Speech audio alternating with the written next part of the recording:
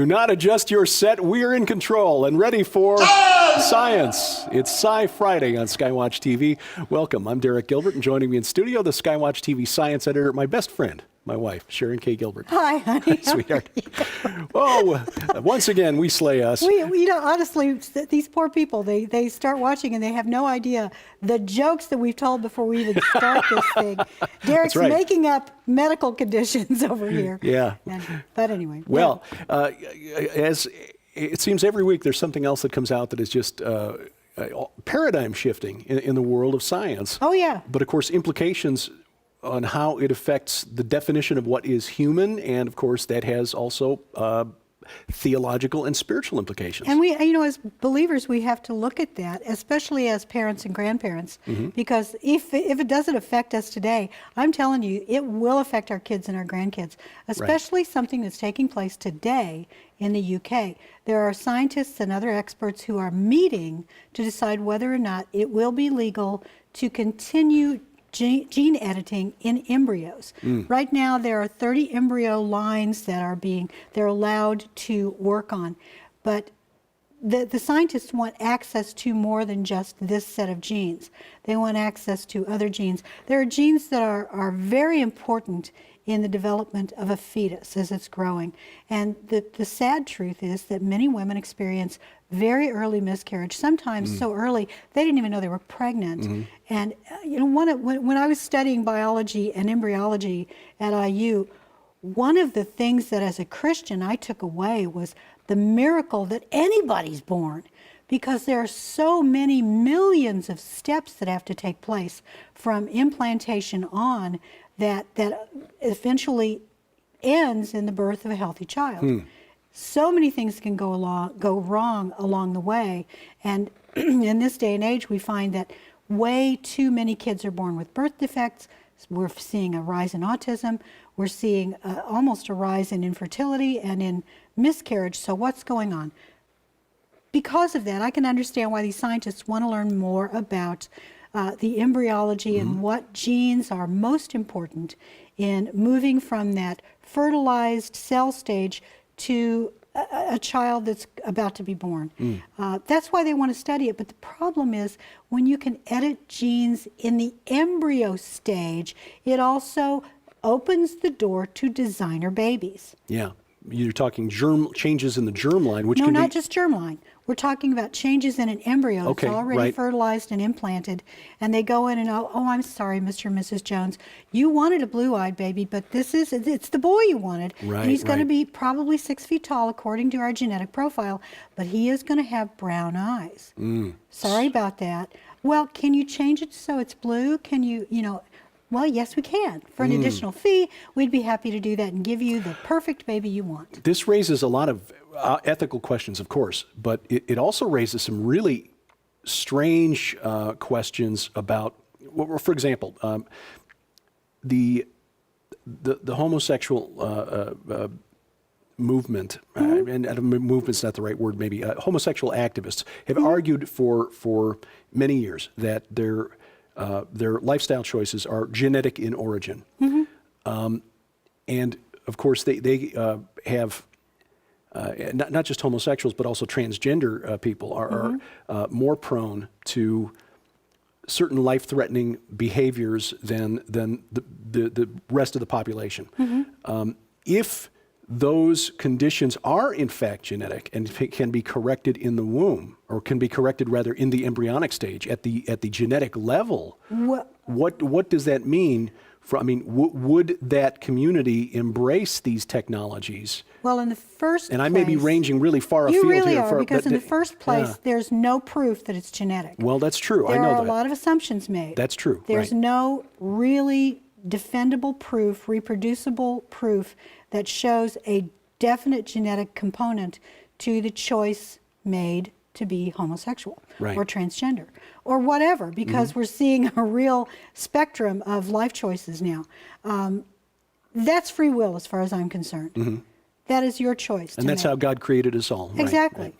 But here's the thing. If it were truly a genetic, let's say it's a genetic mutation, because if you really believe in evolution as how we got here, Evolution is traditionally taught as a genetic drive, an imperative to reproduce my set of genes to my progeny over your set of genes. Mine need, and there's this competition within. Survival of the fittest. Exactly. If that's true, then because two males together doesn't give a natural way to produce a child, then that effectively cuts off your progeny. In other you words, have no way of carrying your genetic line on. So evolutionarily speaking, that makes no sense. Exactly right, yes. But again, it's a free will choice. You get to choose whatever you want to. And when the Lord, you stand in front of the Lord, you get to defend your choices. There's a show that you and I watch. It's the Fargo series. Yes. And there's this wonderful, wonderful scene on there that where a mother who is dying of cancer is explaining to a teenage girl who's reading a depressing book where the author, Albert Camus, is saying that because we all die in the end, life is pointless. Yes. And she says, well, I don't know, but let him explain that. I bet he doesn't even have a 6-year-old daughter. Yes, yes. And he says, well, when he stands before the Lord, let the person explain, well, some Frenchman told me that it was all pointless. Yeah. Let him try to defend that in front of God. And I thought, that's it. Ultimately, we all make a choice that we have to defend.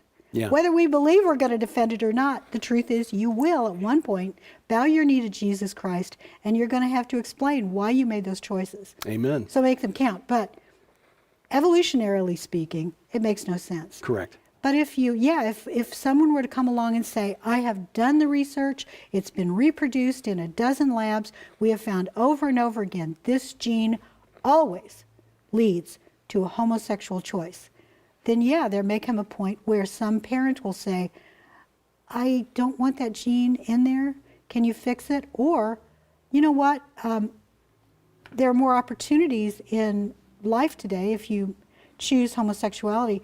Can you make sure that gene is now changed so my son will want to be gay when he gets older? There are a lot of questions involved here, and certainly, again, getting back to your original point, that the reason for this research is to find out more about the process that leads to the birth of a child, and to try to eliminate those very sad and tragic genetic defects that can really impair a child and affect its quality of life.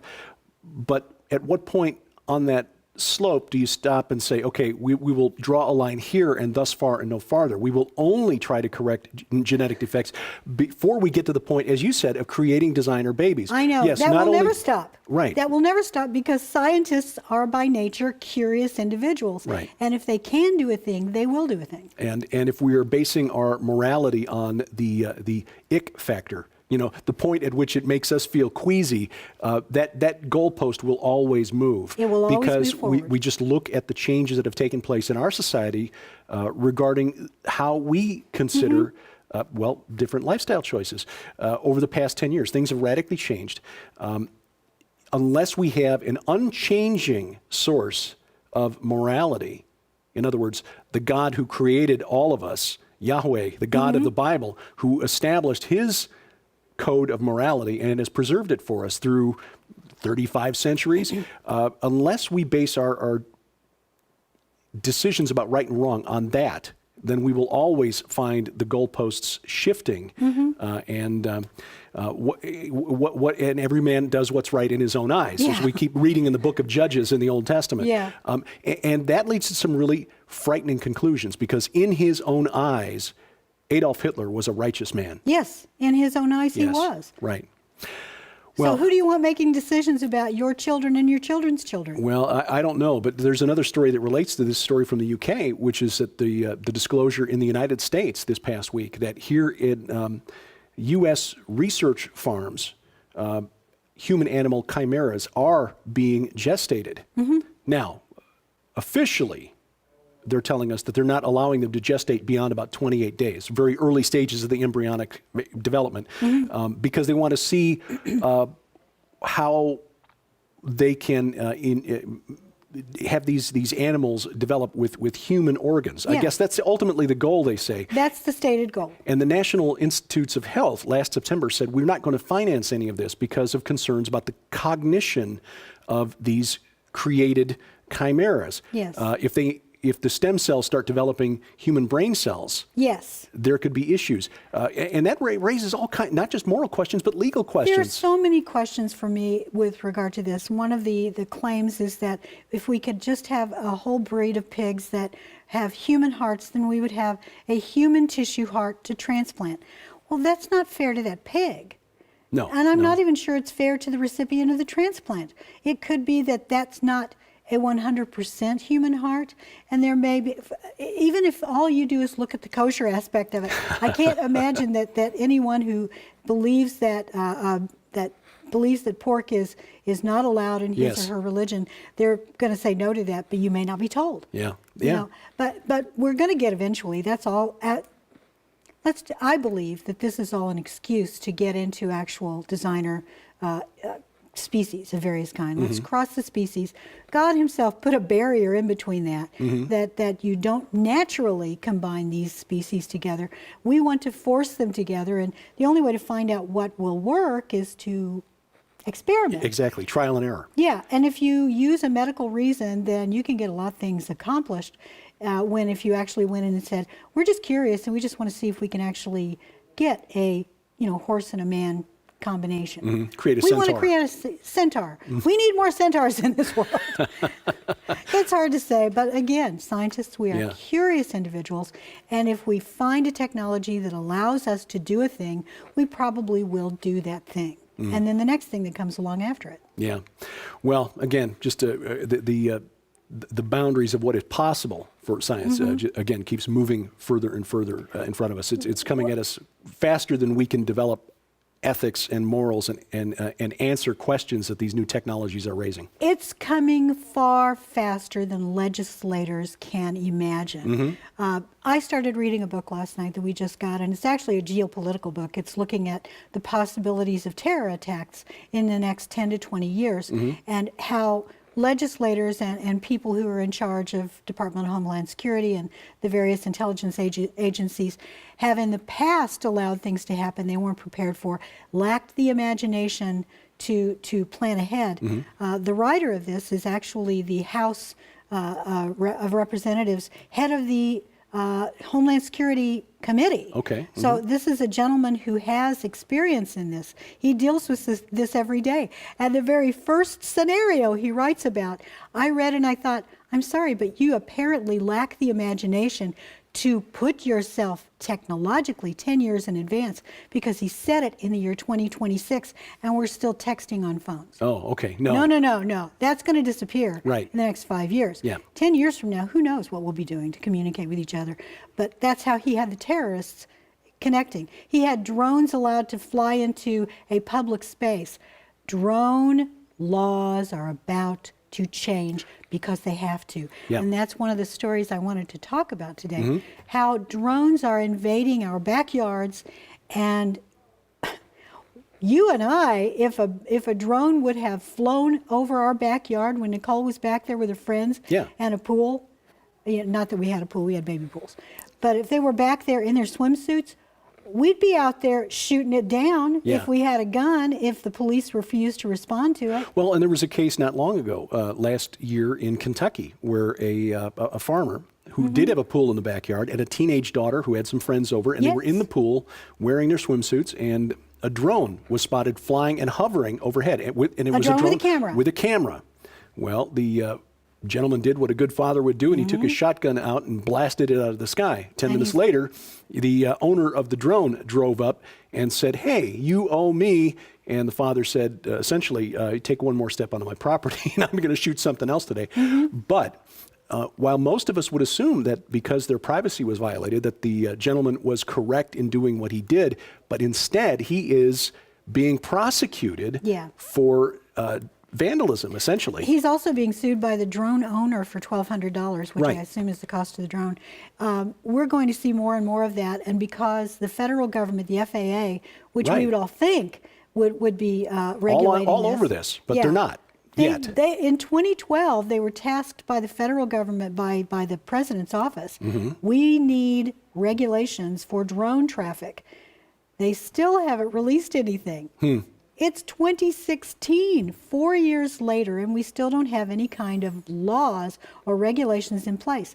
What I was surprised by when I did some research on this is, according to the FAA themselves, they regulate all the airspace above our property from the ground up. So it doesn't belong to us. Not technically, no. See, I think we had a discussion back in the lunchroom here at SkyWatchTV about that story from Kentucky a while back, and most everybody there assumed that we owned the air right above our property. I was always told it's like a mile up or something, Yeah, or at least yeah. so many hundreds of feet. Not so. No, there is case law. A decision was made sometime recently that a farmer complained about some activity. I think it was planes flying over, and the judgment was that, yes, anything that he uses in the space above his ground is his. In other words, if you have a house that's 2 stories high, you get up until the top of the chimney. Yeah. If you have a barn, or if you have, say, a windmill on your farm or whatever, as long as you're using that space, you can claim that space. But how many of us use the space where drones are flying? Not typically, no. No. And this relates to another topic, not to get too far afield here, but I just talked with a woman named Opal Singleton, who is the CEO of a group in California called MillionKids.org, because of that's the number of children and young adults every year who are lured into Human prostitution, trafficking, yeah. sex trafficking, and so forth. But it just, the point that she made that really drove home, because both of us, we're pretty tech savvy, but predators out there are using technology that we're not even familiar with, apps for mobile devices, for example, to groom and lure our children and grandchildren. By the way, if you hear anything, they're laughing in the background. Yeah.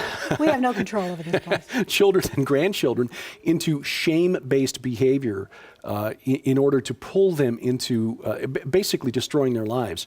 And these drones, with these camera-mounted drones, which apparently were, for grown-up men, especially like me, that was like the toy for Christmas for men. Yeah. And you can find some really hysterical YouTube videos of new dads, dads trying to figure out how to fly their drones and, crashing them through the house and stuff.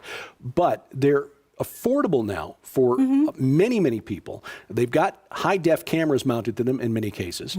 And because the laws haven't caught up to it, it's just one more example of how the privacy that we thought we were entitled to is essentially non-existent anymore. It's more than just our privacy, it's also our safety, because not only can you mount a camera on those drones, you could also mount things that would spread disease. Yeah, and that's a whole other topic, getting into the potential use of these for Well, terrorists. you talked with Kate Iola sometime back when we were in Columbia, Missouri, and you were talking about her novel Dead Stock, which is about the spread of hoof and mouth. Hoof and mouth. And that's pretty easy, actually, to infect a cattle operation with that. And if you could just put little cylinders of infected manure. Excreta. Yeah, exactly. Yeah. And just drop that into the cattle operation. Yes. They would contract the disease. Drop it into a feedlot, and if you get into the right area, Iowa, Missouri, Kansas, where the prevailing winds are strong and move west to east. Yes. And of course deer can spread it as well, and you've got deer traveling between farms and tracking it around. Well, and we found out. Is, we found out this last spring in 2015 that the highly pathogenic avian influenza that was going through and taking over the turkey and chicken farms, that had a major economic impact. That actually was a relatively small invasion, let's just put it that way. If there was something that really did take just like a wildfire across the Midwest and took out cattle and hogs imagine the economic impact, not just on our food supply, but on the individual people themselves. Sure. Our nation would be crippled. Yeah. And it's relatively easy to do. One of the reasons that our agribusiness is so important to the economy is that we have been very diligent over the last 100 years in eliminating diseases like hoof and mouth from our food supply, from hogs, from pork, from beef. And so we can export those products around the world. If I remember correctly, the last reported case of hoof and mouth was in the 20s. But if it were to, yes, it would be a major blow to the U.S. economy. But here's another one. This will actually is chilling.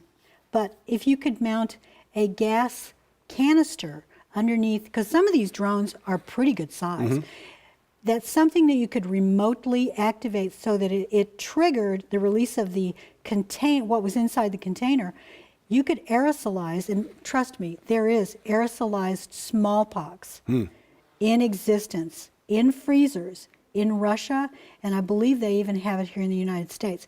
But if a terrorist organization decided that they wanted to release any kind of a biological pathogen into a small area, say school, you're on a school playground filled with kids, and suddenly something sweeps over and they all go, look at that! Yeah. Well, it's a world that is growing more and more disturbing with each passing year. And it just feels like prophetically things are I mean, maybe prophetically is not the right word, but it just feels like things are converging, or at least heading towards a convergence. Yeah, well, you talk about it on your updates during the week, the geopolitics of what's taking place. It's like reading the Bible. Yeah. It's like reading prophecy and seeing it played out in the headlines in ways that really, it makes the hair stand up on my arms sometimes. Now, to be fair, and you've done some research on this, when you were researching the Spanish flu outbreak of 1918, 1919, our grandparents, great-grandparents 100 years ago, probably felt very much the same way as they were looking at millions, literally millions of people dying in the trenches of World War I over in France and Germany, and then have that followed with 20 to 50 million dead due to the Spanish flu. They probably felt the same way then. I'm sure they did. That, however, was one aspect of what we see in prophecy. We're looking at so many things that are coming together. Yeah. You use the word convergence, and it's the right word, because geopolitically, as far as the technology that's out there, we now have an interconnected world that fulfills. People will increase in knowledge, and we will travel to and fro. We can travel at the speed of fiber optic cable now. Right. Right, but for the first, and the thing I think is so cool is that for the first time in human history, and I have no doubt that God could make this happen supernaturally, but for the first time in human history, we have the technology that with one video phone and a 4G connection, the entire world can see an event happening in one place in real time. Exactly. Like the two witnesses in Jerusalem, or Christ in the clouds, and every tribe and every nation seeing him and wailing. Amen to that. And by the way, I want to remind our wonderful viewers, by the way, you guys are so awesome. And we get emails from you that just, honestly, we have the best time reading our emails some mornings. But the Pecks, Josh and Christina Peck, are going to be here next week. So pretty soon, Josh Peck will be sitting in on Sci Fridays. Yes. And I got to tell you, talk about head-exploding moments. Yeah. He's going to discuss a number of things when he gets into the physics. You know, when I was in college, I studied physics, and my head did explode. It did. I just was sitting there in the third row, and suddenly, boom. And that freshman year, that was the wall. That was the wall I hit. Mine too. Mine too. So I went to econ instead of physics. I went to biology. In the month of January, we're offering as our gift to you for your financial gift of any amount, the Miracles Journal. This is going to be an exciting year, perhaps even more exciting than we would have hoped, but this is a way for you to record it in style. There's also a very stylish and very attractive wooden bookmark. It's beautiful. Yeah. Now, that's our gift to you for your gift of any amount during the month of January while supplies last. And if you need instructions on how to donate, visit SkyWatchTV.com. Sweetheart, I always enjoy these. This time goes by so quickly. I love talking to you. We were joking before we even started the recording today with Joe, and saying that we should just have a camera follow us around at home. And it would be 3 days in a row where we're just napping all day long.